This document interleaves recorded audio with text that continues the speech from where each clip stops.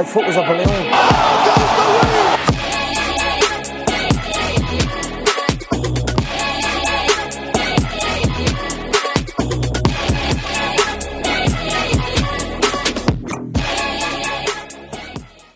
Anyway, welcome to Favorite Fight Club, boys and girls, episode 17? Yeah. Episode 17. Nah. 16? I think it's 16. I think we just did 15. So that was like a milestone. I remember I was like, wow, 15. So, okay. I don't really remember. Maybe it's because I wrote a script for 17 already. Okay, well. Maybe. Anyway. Let's see. How was your fight experience this weekend, Michael? It was fun. Dude, fall from grace right now with we used to be drinking 3 beers each minimum, and I'm you're drinking tea. I'm drinking herbal fucking tea. I'm just sipping water. Well, it's a Monday night, and yeah, I'm the first 2, it was like, this is electric. Jeez. And then the first time we had actual shit going on, and we're like, all right, let's rip the pot out. I was like, we drank Thursday, Friday, Saturday. Like, I don't want to drink. I think, you know what? I think this is good for us. Because now we're just chopping up fights. We're not worried about. We're just chilling. And yes, I am having some nice herbal tea to help me wind down. Is there anything in that?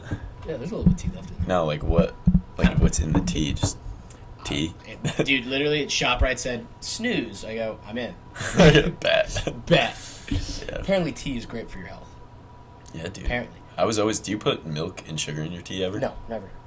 I take it clean. Like it black. I like it black. Yeah, I put milk and sugar in my tea. I used to do that in high school, and everyone shit on me for it. Do you know who didn't put milk and sugar in his tea? Brian Ortega. That's why he's a dog. But nice transition. That's a great transition right there. But we're here to talk about fights, not herbal teas. Mm-hmm. UFC Mexico this last weekend. 12 fights, 6 finishes, 5 by submission, 1 by TKO, doctor stoppage. A bunch of split decisions, some scorecards that may have been a little questionable, who knows, but all in all, I would say great card. Also, there was a fight in the stands that was electric. Yeah. Absolutely. The best fight in the stands ever. It was a great card, but it was a little weird. Like some of the decisions and like the doctor stoppage kind of made it like a... Yeah, the altitude playing an effect on things was interesting. Also, it was weird. I would say, too, it's weird whenever... like, the card was built for the Mexican fighters. We talked about that.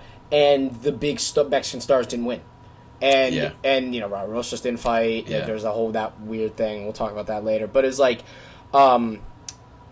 you would say it delivered, definitely. The fights were very good. They were great. But you'd say, like, the big star factor didn't, like, Yair lost and Moreno lost. Yeah. So, as much as I love, like, Dana's initiative with Mexico, and it's a huge market, unfortunately, like, the fighters fighting for Mexico aren't going to deliver the ways the guys who fight for Australia do, or the guys who fought for, like, even, like, in Abu Dhabi or, like, in the other countries, like, it's still difficult to build a big Mexico card. Yeah, and I mean, it's not because they're, like, bad, like, they're both supposed to win going into those fights. It's just, that's how, it's not like football where, like, it's a home game for the Chiefs. They're supposed to win, and Mahomes goes out there and does his thing. It's 100%. Like, you go out there, Yair, great first round, and then just... Yeah. You know, but, so, like, that's just the sport. And it sucks because after you kind of feel the deflated energy in the building. Like, when Royval won, it was just kind of like... It was like, all right, it was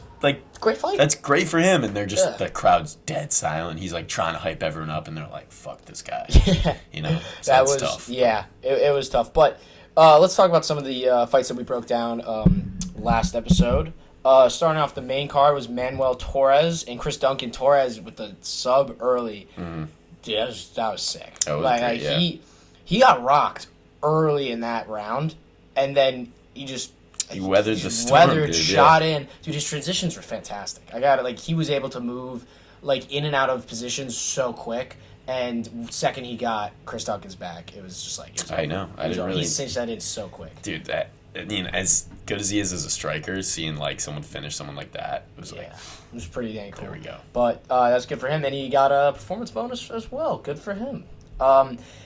Moving on to Yasmin Jiroji versus Sam Hughes. No brainer for us. Jiroji got 30-27s across the board. Just a solid performance. Like everyone saw that one coming. I mean, Sam Hughes' record spoke for itself. Now she's 8-6, probably cut from the UFC. Yeah. But again, like now you have somewhat of a potential prospect. Still not like sold. It wasn't like oh my god, this performance was incredible. Yeah, she was fine. If you fight Sam Hughes and you want to like get up to the top, you got to make a statement. Yeah, you need to finish there. But there was no statement. No, 0 statements made. Lupe Godinez is still my Mexican girl. She's still the number one prospect there. Sucks that she couldn't be on the card, dude. Yeah, but she's fighting in Atlantic City. I think I'm gonna see her. So that'll be cool. Yeah. That'll be really cool. Hopefully she gets a win when I see her there. Moving on.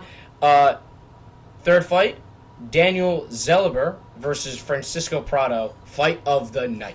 Yeah. Dude, absolute bloody war. Prado is a tough son of a bitch. He was wearing it, dude. Dude, the doctor almost stopped that thing. He was like, fuck you, I'm fighting. And they were literally calling him like I don't know where he's from, but like the Polish Drew Dober or something like that. Like this guy. He's Italian. Or Italian. I don't know. He's got a very Italian last name. I know, right? Francisco Prado. It sounds like a sauce. Yeah, it does. It sounds like a marinara sauce. It does. But I gotta say, Zellweger, dude, his striking was so good. It was just like boxing. Everything was just like kind of explosive, though. And it was very straight. Like it wasn't like looping punches. It was everything was super sharp and super precise. And I mean, it was just a straight up it was a banger. It was a banger fight to watch. It was just like one where I'm like, oh, this is crazy. Yeah. And it's cool to see like someone like him, like putting into practice just the most basic mixed martial arts techniques, like 1, 2. And he's just like fucking cooking the UFC with it. Like that's what it is, dude. Those guys are just dudes that have thrown those punches, thrown those kicks thousands of times.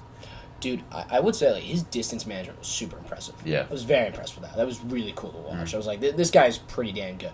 And again, like it's someone to look out for now. Now you got a nice win, fight of the night. Like everyone's like saying his praises, and go out there, get another win. All of a sudden, like you have another Mexican star. It's such an advantage being tall, dude. Dude, it's like so long. The best base. It is. It really. Fuck you. Yeah, you have that so length. Nice. But the co-main, Brian Ortega pulled off an amazing comeback submission over Yair Rodriguez. Ortega might be the toughest son of a bitch on this roster. Dude. Oh my god. Rolled his ankle when Bruce announced his name.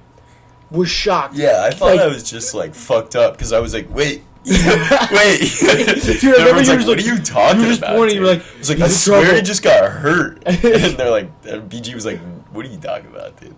That was crazy. Yeah. And Yair just blitzed him. Do you know what I thought about? Like, when Yair dropped him, Yair was going crazy. He really, like, blew his wad there, and it was the altitude had a major effect on that. Yeah. And he just looked like Ortega just was the fresher guy somehow after. I mean, he just had to survive. Yeah. And, man. And then he just dogged him. And it was also cool because I'd say Ortega, like, in his fights, sometimes he just doesn't use his jiu-jitsu. Mm-hmm. And he just kind of stands there like an idiot. And he fully was like, all right, I got to use it. And it was so effective and so good. He's levels above. And Yair's, dude, I don't know what belt he has, but he's great. He's probably submitting a majority of people. Like, it's just crazy the levels in jiu-jitsu. There's guys that will just dominate people. Like Yair, just the second he gets that triangle, gets Josh Emmett, syncs it up, and the fight. Yeah. And then he goes against Ortega, and it's like, it looks like he doesn't know jiu-jitsu at all. Dude, that's where like when you look at Brian Ortega and they say it's like his jiu-jitsu, and I gotta give it's like that is why he was ranked number 4. That's why they never bounced him from the rankings. There's a reason why he never if he was out for 2 years, they didn't bounce him because in all reality he is one of those guys. He's one of the top guys in this division, and he puts himself in title contention with that win here. Mm-hmm. I still think they're probably gonna do the Volk rematch. I think that's I think the if right Yair thing. won, If Yair won, they would have gone Yair. Put him with Taporia in Spain. Yeah. But I think now that Ortega won, and just because Volk already beat Ortega, it's just like Well, it's also but what he did is he kept himself alive and he kept himself relevant, and it was super. And he even talked about it. He went through hell, like the amount of surgeries he had after the surgery. His wife not break up with him or something. Tracy Cortez, that breakup. Wife. I mean, she definitely did something dirty. She did something wrong to him. He's living now though. He's got a gorgeous wife. Yeah, he's married to, and his sons were. That was sick too. Great night, great for Brian Ortega, dude. Yeah. T City, man, and like, if he doesn't get the title shot, like, I mean, shit.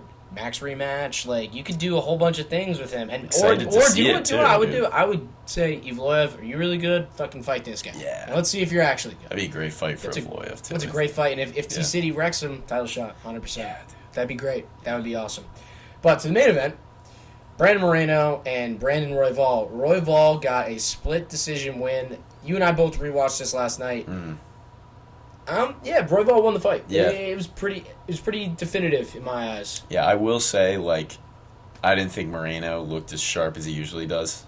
Like, we kind of talked about that. Like Royval put out. That was a classic Royval fight. Shit ton of volume, like, chaotic striking. He's in the pocket throwing, like, jabs and, like, back knees. And then Moreno just looked, like, a little tired. It just looked like he didn't want to be there.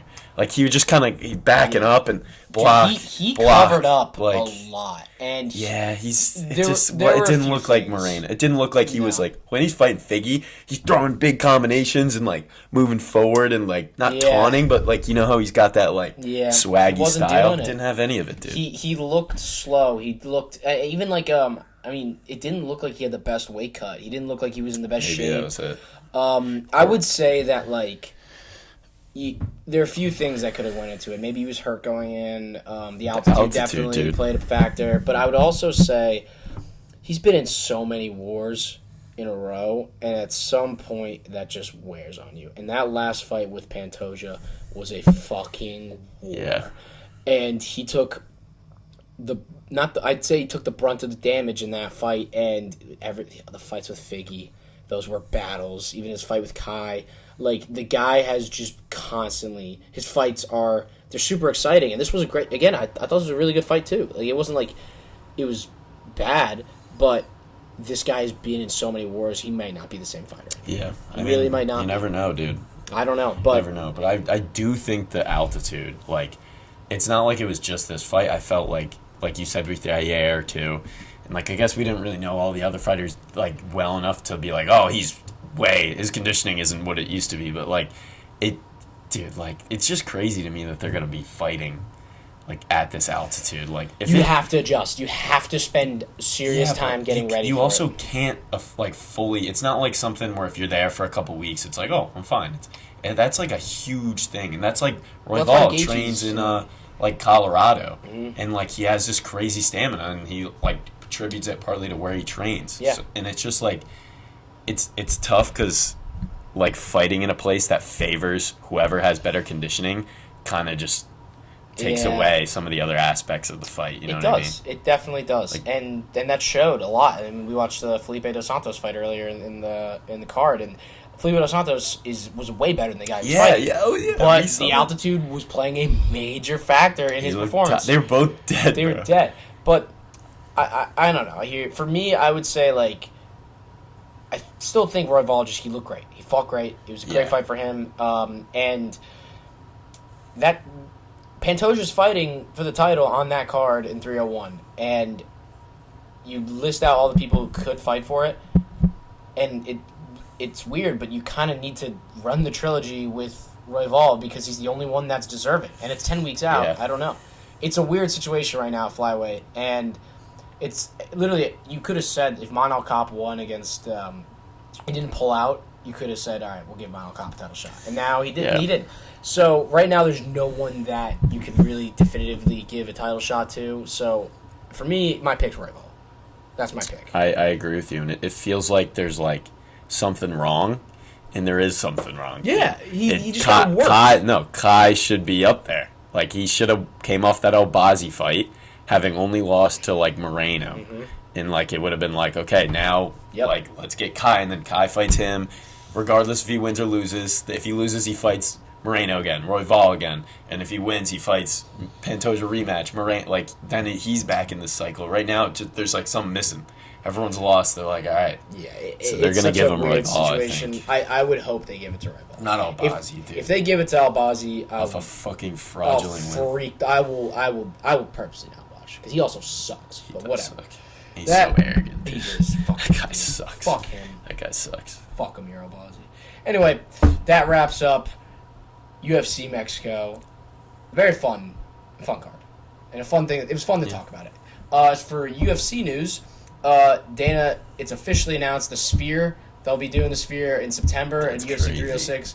I have no idea what to expect, but that's going to be sick. Yeah. That's going to be so sick, and that'll be... I mean, literally, there's nothing else to say. The Sphere is the coolest thing out there right now, and to be able to have a UFC fight in that fucking thing, holy shit. Whatever. It's gonna be sick to see what they do with like the visuals on it, dude. Like during the fight, even what are they gonna put up there? Do you turn it off? It's just like a big black. Does it just become a one-sided stadium? Because like that's also it's gonna be awkward. The walkout's gonna be weird. It might be crazy with the visuals. It could be. But like, how do you do a fight where it's like the crowd here and the stage? I don't know. Like if anyone can do it, dude, it's Dana. It's Dana. Dana's pulling this off. It'd be interesting. It is interesting. Now, for our casual question of the week, I got one. Oh, Gordon Wester. He says, "Does it jiggle when you walk?" Does he? Fuck him. Yes, Gordon, it does. Did have a casual question from my boy Manny on Instagram, but it's talking about the main event for this upcoming fight card, so save that for later on. But that brings us to UFC Fight Night, Rozenstruik versus Gaziev. It's like it's like the beginning. Like it has great for a fight night, great prelims, great beginning of the main card. The main event, but dude, sucks. I don't like the co-main either, bro. I actually do, but that's me. But that's me. But I don't like the high weights anyway too. Yeah, that's true. But I will say just one person on the prelims I want to mention is Christian Leroy Duncan. He's a 185er. He's super fun. Right, is a super exciting style the way he fights. A little bit like Wonder Boy at times, but he's got great hands. Coming off a knockout win. He's a guy who could potentially make some noise at 185. And he's got another opportunity this weekend. So that's a great fight that's on the prelims. Unfortunately, we're going to be flying, so we will probably not be watching that. Oh. Yeah. Right. We are going to the Bahamas, so we might miss some of these. Yeah. But that's all right. Dude, we got to hit. If I can't watch Steve Erceg fight, we're watching Schnell or something. I'm going to be so fucking mad. Allegedly, Raul Rosas Jr. and Ricky Tercios are booked for this weekend at catchweight. However, that is a little in flux right now. That was a very weird situation this last weekend where Rosas, literally minutes before they were supposed to fight gets canceled. Yeah. So, and they were like, oh, Rosas was sick, but he didn't look sick when he walked in. He didn't look... Something happened. I saw pictures of him in his UFC gear, like his shorts, his gloves, the wraps, just lying on the floor like this, like with his eyes closed, sick? like he looked dead. He was just like, and Maybe. It was like this was moments before they called off the fight. Like I think it was one of two things. Like we said, it's either like something went wrong and they just like were like he can't fight, or I think he was like just that sick, and then like 10 minutes before the fight, someone on his team was like, bro, he's still laying down. Like, yeah. That we got, like, for the safety of this man, like, fuck the card, fuck the crowd, like, we got to call this off. Yeah, and if it is fighting this weekend, we already talked about it. That is a good fight. That'd be great if they did have the fight. But to the main event, Matt Schnell. Yeah, dude. First Steve Erceg. First Astro Boy. Astro Boy. This guy's so dope. This is not the main event, by the way, but it's the main event. It is the main event. This is a fun one for both of us because Schnell's my boy, and Erzeg's your boy. Schnell, I've told this story before. I think I told it on the first pod ever. Schnell's the greatest fight I've ever seen in my life. At UFC Long Island, it was the most insane thing I've ever seen, watching him get fucking buried, broken, rocked, and dropped 4 different times, come back and win, and dropping vicious elbows on Sumadarji as the crowd's chanting USA at the top of their fucking lungs. Coolest thing ever. Now, Schnell, is very much the journeyman of this division. Glass chin, dude. Glass chin. Glass chin. Schnell has been. It's basically, if you're good, you've knocked out Schnell. Yeah. That's the dude. That's I how feel you like get every time he fights, he almost gets KO'd. He does. There should be a prop. How many times will Schnell get dropped? Dude, he's gotten finished by everybody. Every single top fighter. Dude, this is perfect for Steve. That's why I wonder if that's why they. I think it is. It is. It's very much that. Dude, I think so. When he first fought, he was a short notice. They needed someone, and he was like a prospect. Yeah. And like, okay, and then he was like a big underdog, and he like had that fight. Like some people say he lost. It was close. No, he won. It was close. He won against. But it was like, damn, this guy just stepped in on short notice, big underdog won, and then I think he won his next. Unanimous G, yeah. Yeah, and neither have been like, this guy's coming. So but he's good. That was supposed to be against Schnell, and then Schnell pulled out, and Alessandro Costa stepped in, and that was a good fight. Because Costa's not a bad fighter. But this is very much like is Urseg a guy? Yeah, and Schnell is the test. And I think they like saw, they kind of just brought him in. He was just a guy. And it's not like this guy is like a persona. It's not like gets him like, he's like, the Astro. He's nothing. His name's Steve. But just for some reason, dude, people are like, all like, even the commentators, they like, you could tell they like love him. They're like, dude, Astro Boy? Like, you. And so, like, I think now the UFC's like, all right, like, are we riding with this guy? Like, they're giving him Schnell. Like, I know. And, like, listen. I like that they give him Schnell, but he's good. I just don't see. I don't see. For me, I get super excited when I see a guy where I'm like, this guy could win a fucking title. Yeah, I don't see this guy and I'm like, this guy's title contender. He's not like I don't see that. Moikev, coming up where you're like, no one's fighting. Like anyone would fight Steve Urseg. Yes, like he's good and like. Yeah, I could see him going to the top. I just like it's not like he's mauling. Yeah, of course. I'm gonna take Schnell just because he's my boy. Dude, what are the odds? What are the odds? They have Urseg at minus 340. Really? Yeah, so it's good money for Schnell. But I'm rocking with them. It's like I think they do think a little too highly of Urseg right now. But dude, Schnell's fucking. What's he gonna do? Dude, I don't know, but I like him. Yeah. Dude, he's 16-7. That's not the worst record I've ever seen. I've seen worse. He's a couple losses away from a Sam Hughes type record, dude. Nah. Yeah. Sam Hughes is 8-5, dude. Shut up. Dude, we could do the percentages. He loses this. He's shut close. Up. He should retire if he gets finished again. But anyway, I'm rocking with Schnell. You're obviously gonna rock with Urseg. That's our main event. Yeah. But moving on to the real fights. Umar Nurmagomedov is fighting Bezkit Almakhan. Now, Umar, this is interesting because Umar is ranked, what is he ranked? Like 13, like 11th, right there. No one will fight this guy. No one other than Corey Sandhagen has the balls to say, I want to fight Umar Nurmagomedov. No one wants Corey to fight him either. No one wants, but Corey's insistent on fighting this fucking guy. He's a menace. For Bezkit, for your UFC debut, and he's got a good record. I think he's like 17-1. For your UFC debut, dude, to be against Umar Nurmagomedov, he's doing whatever he can to get in the UFC. Oh, this poor guy. This poor guy. But for Umar, the stakes are actually very high because Corey literally said, if Umar goes out there, puts out a great performance, and he doesn't get a title shot, which Corey will not, then he said, book us for International Fight Week, and that is Umar's big opportunity. Dude, that's huge. And he can jump. Umar can jump the line. Umar do to Corey? Like, he must have fucking. Corey must have like the biggest. He must have some blackmail on fucking Corey. Well, Corey's crazy. I would like to give up my spot to Umar. Corey, he can fight for the title. Corey's like, I want to beat everybody before I win the title. I'm like, Corey, this is how you don't get to the title. That's pretty sick. Would you say? But get to the title and then defend and beat everyone. That's what you're supposed to do. But it'd be pretty cool if Corey beat him. Yeah. But that, honestly, again, this fight is, at this point, it's just like Umar literally just show up and he's going to fucking kill this guy. Dude, this guy's 17-1. I know. It's interesting. He doesn't even have a picture. But if Bezkit... oh my... Bezkit. Jesus Christ. Bezkit. If Bezkit puts up a fight against Umar, no Corey for you, bud. Yeah. I would want him to fight Jonathan Martinez. That's the guy I want to see Umar fight. But we wouldn't get that fight.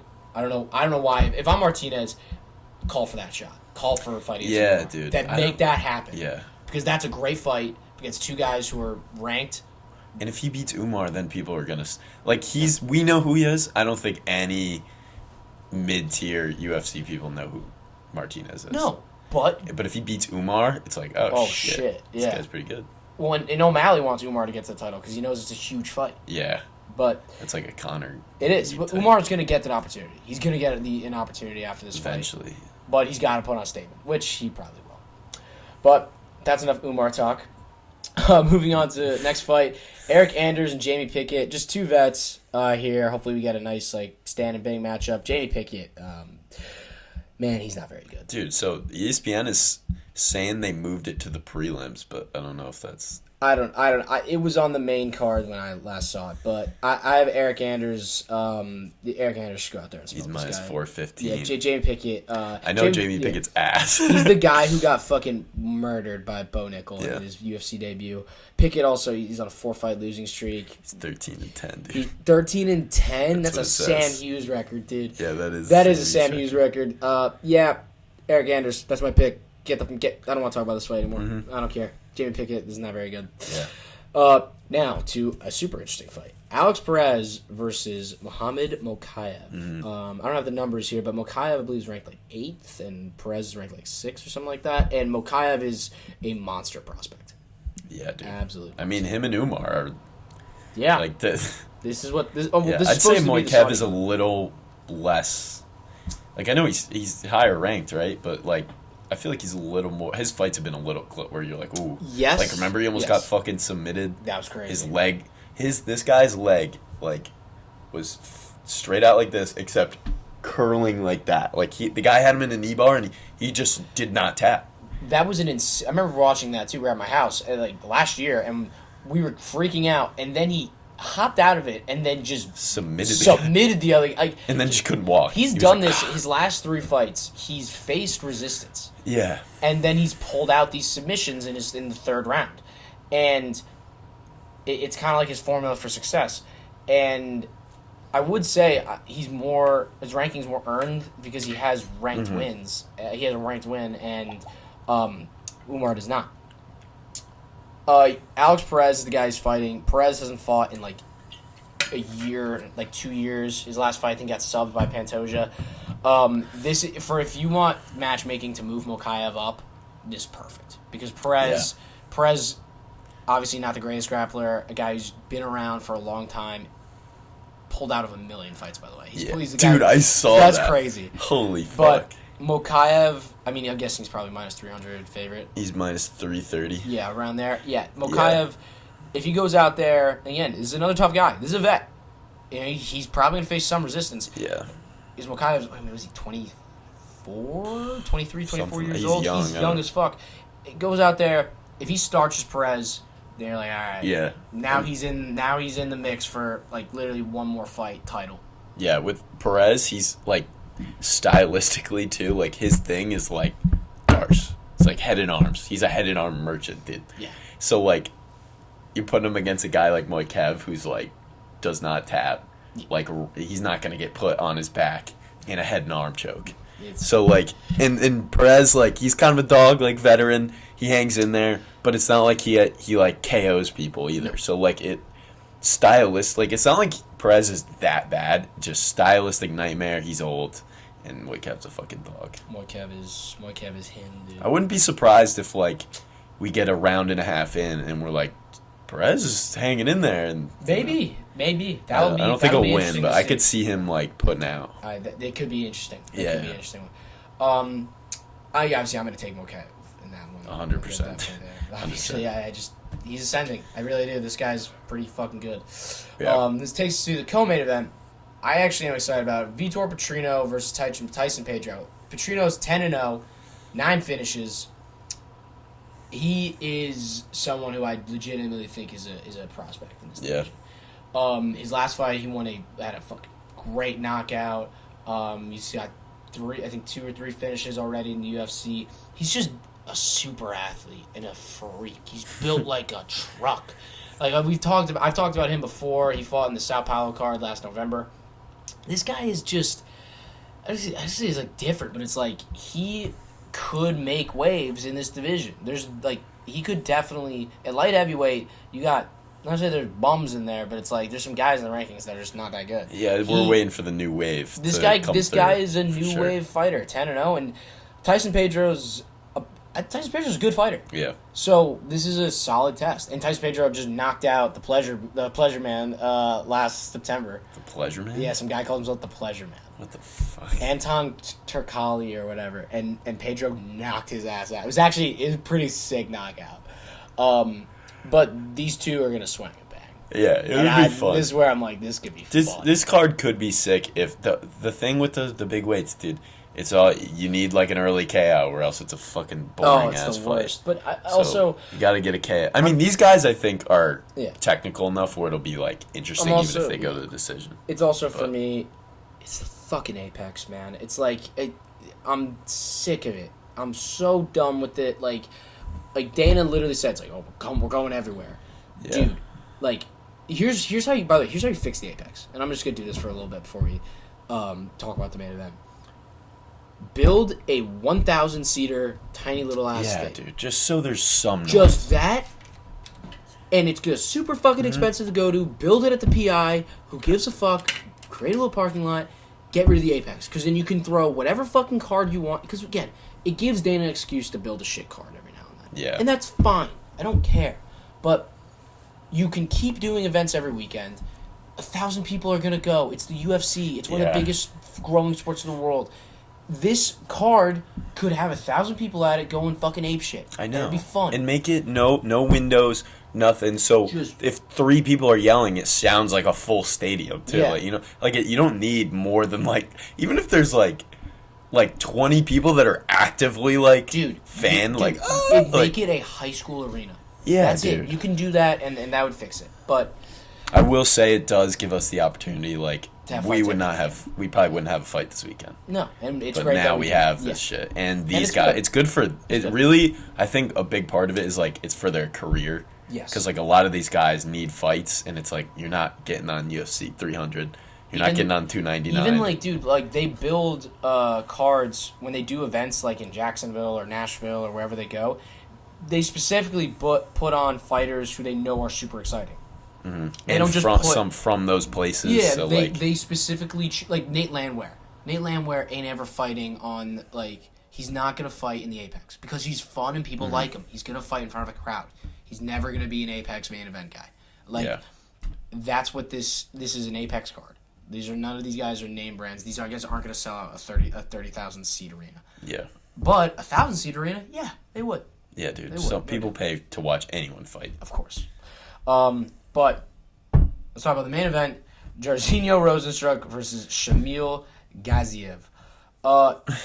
Jairzinho is the gatekeeper to the gatekeeper to the gatekeeper of heavyweight. He's like no one exemplifies it more, dude. He loses to every single person that's good enough to contend for the title and beats everyone else who's not. Without fail. Yeah. It's crazy. That's who he is. And Shamil is a good fighter, man. He had a great first performance in the UFC, UFC 296. I think it was the first fight of the night, and it was a banger. It was a great fight, and he whooped some dude's ass at heavyweight. It was a good fighter, too. And Shamil, I think he's got a lot of finishes. I don't know what his full record is. He's 12-0. 12-0. Listen, man, I'm interested. Do I think Shamil is a serious prospect, a guy who could compete with John or Francis or Stipe or anyone at the top? No. He doesn't have the build. He's not as athletic as any of those guys. He would probably get killed by them. But Jairzinho Rozenstruik? Yeah, I think this is an interesting matchup. And if Jairzinho wins, it'd be pretty cool because, I still say he's pretty dangerous on the feet. He's good. There's a reason he beats everyone else that's not fighting for a title. He's still good. Yeah. It's just this is, unfortunately he's at the part of his career where it's he's tried to go up, fight a prospect. can't do it. Yeah, I mean, he got viciously KO'd by Francis. Yeah. He got dominated by Curtis Blades. Dude. Gone whooped his ass. It's just no one's going to be like, well, what about Rozenstruik? Dude, Volkov knocked him out, too. I can't wait to see him fight, too. Yeah. I would love Volkov fight soon. But this one, for me, it's like, it's a whatever main event. It is a main event. It's not an awful main event. It's an Apex main event. It's an Apex main event. But it has the potential to be fun. These two stand and trade. It could be fun. Yeah, I mean, they have Rozenstruik at plus money. I'm taking that too. I'm taking Jersey, yo. I'm taking him. I'm taking Shamil's like second or third fight in the UFC. Fuck this guy. I've seen it countless times, Too bro. many times. Where a guy who gets like his first, it's like a great win, and they're like, this guy's sick, like he's undefeated, and then they fight a guy who's like fights people like Francis. Yeah. And then they just get dominated or they're gassed after a round. It's like who's the guy who fought Strickland? A Boost? No, a Boost. Like, this guy's coming, and Strickland just knocked him out. Even Joe Pfeiffer. Pfeiffer, same thing. Yeah. That first round should be fun for Shamil, and then if it goes any later, Rozenstruik will kick his ass. Yeah, he needs a first round KO there. Yeah, that wraps up my episode. I don't have any locks. I don't have any super parlays. What do you got? I think, like, if you're looking to make some money, maybe bet on Rozenstruik and parlay it with any of the -3. Matt Schnell. Nah, dude. Bezkit, I'm taking, dude. Kev, Rozenstruik. I would say is throw 5 on Bezkit Almacan just for fun. If he beats Umar, I'd throw $1 on it. I'd throw $1 on it plus 800. He has one loss, and he's from. I think he's from the place that Shavkat's from. It looks like the Kyrgyzstan's flag. He's one of the stands. Maybe. But next episode, Turan Warriors is nickname. Next episode, we're talking about the best fight card, probably ever. Yeah. Probably ever. UFC 299 is one of the most loaded, stacked cards. Better than 300. It honestly is, and we have so many great fights to talk. I literally wrote down we have 10 fights that we are going to talk about. It's gonna be fun. And everyone is sick. Yeah. So this is gonna be super fun. That'll be coming out next week while we are in the Bahamas, which will be sick. We will record it here though. We will record it. No topless pods for. Dude, that would be funny. We're on the beach, like. We're just like. So. Yeah. We're talking about Sean O'Malley. Oh yeah, it's Sugar for the casuals. You know, Sugar's fighting. Ooh. Oh, yeah. It's what? Do you know how good that card is? Sean O'Malley versus Chito Vera is a very good fight. It's a great fight. It is the least interesting fight, in my opinion. Sean versus Chito? Sean versus Chito is the least interesting fight on the main event. Yeah, I gotta put it in front of me, dude. My brain's It's so good. Yeah. It's so good. My brain's fried. Dude, it's Monday. What if fucking Chito does it? I'd be mad. I would too. It would fuck a lot of things up, but that happens all the time in the UFC, dude. Dude, I like to say this. It doesn't matter how you got there. When you're there, you have a chance. Yeah. It does not, like Sean with Strickland. It doesn't matter how he got that title shot. He has it. He might, like... Yeah. It doesn't matter who you beat before. Doesn't matter what the odds are. If you're in front of a guy, you have a chance. Doesn't matter how good the other guy is. Sometimes you just fucking win. Sometimes, man. Sometimes you just win. Still a fight. It's a fist fight. We have so much to talk about for that one. That one, I can't wait. That'll be an awesome episode. I'm already juiced. I'm already juiced. I wrote my script out today for it. Yeah. Like I was like, that's hyped. Yeah. That's so many parlays too. But that wraps up episode 16. Maybe. But Faber Fight Club. Another episode.